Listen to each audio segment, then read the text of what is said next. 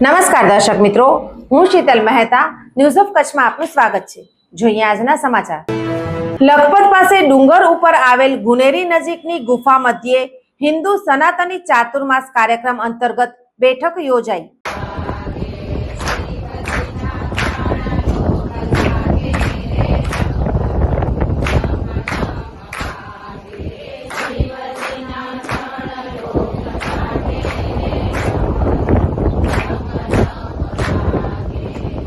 કચ્છના છેવાડે લખપત તાલુકાના ગુનેરી નજીક આવેલ ડુંગર કોતરીને નિર્માણ પામેલ નિત્ય શિવ નિરંજન દેવ ગુફા ખાતે જિલ્લામાં સૌપ્રથમ વખત યોજાઈ રહેલા હિન્દુ સનાતની ચાતુર્માસ કાર્યક્રમ અંતર્ગત બેઠકમાં અહીં યોજાનારા વિવિધ કાર્યક્રમની સમીક્ષા સાથે તેના આયોજન માટે બેઠક યોજાઈ હતી, જેમાં સંતો સાથે મોટી સંખ્યામાં લોકો ઉપસ્થિત રહ્યા હતા।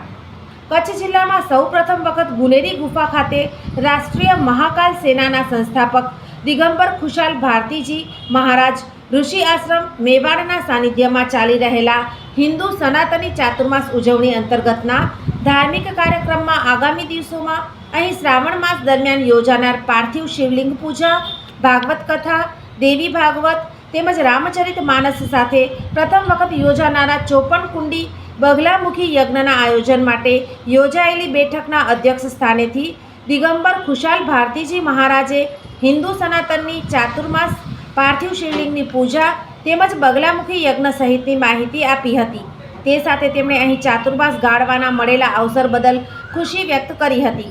કાર્યક્રમમાં ઉપસ્થિત અંબેધામ ગઢસીસાના પૂજ્ય ચંદુમાએ આશીર્વાદ વચન આપતા જણાવ્યું હતું, એકલે હાથે ડુંગર કોતરીને અહીં અલૌકિક ગુફાનું નિર્માણ કરનાર બ્રહ્મલીન પૂજ્ય ઉદય નંદગીરી બાપુએ જણાવ્યું હતું કે અહીંનું સ્થળ તપોભૂમિ અને પવિત્ર છે।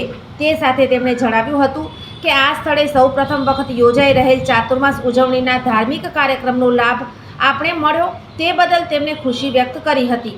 કાર્યક્રમમાં ઉપસ્થિત કથાકારો હાર્દિકભાઈ જોશી પોરબંદર તેમજ શાસ્ત્રી કિરણભાઈ જોશી રવાપરવાળાએ પણ પ્રાસંગિક વક્તવ્ય આપ્યું હતું। બેઠકમાં ગુનેરી ગુફાના મહંત દિગંબર અશોક ભારતીજી મહારાજ, જીમ્મી બાબા, પુનરાજપીર લીફરી ધામના હરિસંગ દાદા, ઉગમસિંહ ભાટી, ધૂણાના રાજનગીરી બાપુ સહિતના સંતો સાથે મોટી સંખ્યામાં સેવકો ઉપસ્થિત રહ્યા હતા।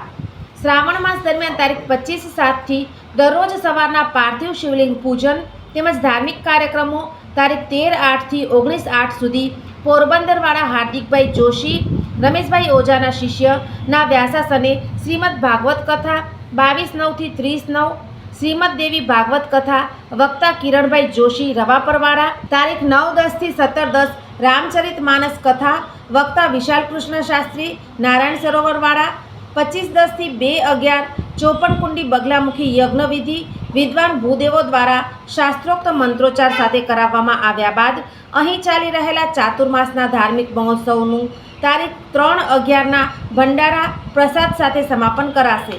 સ્ટોરી રમેશ ભાનુશાલી, નલિયા। શું તમને ખબર છે ડેન્ગ્યુ તાવ એડિસ ઇજિપ્તી મચ્છરો દ્વારા ફેલાય છે। એડિસ ઇજિપ્તી મચ્છર દિવસે કરડે છે। આ મચ્છર ઘરમાં જમા થયેલ પાણીમાં ઉત્પન્ન થાય છે। આ મચ્છર ઉત્પન્ન ના થાય એના માટે શું કરવું જોઈએ?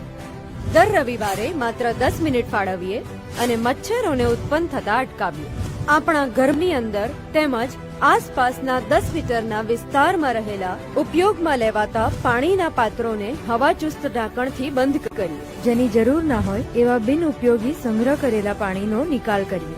એટલું જ નહીં, આ બાબતની માહિતી આપણે આપણા આસપાસના 10 લોકોને આપી આપણા શેરી અને મહોલ્લાને મચ્છરજન્ય રોગચાળાથી બચાવીએ।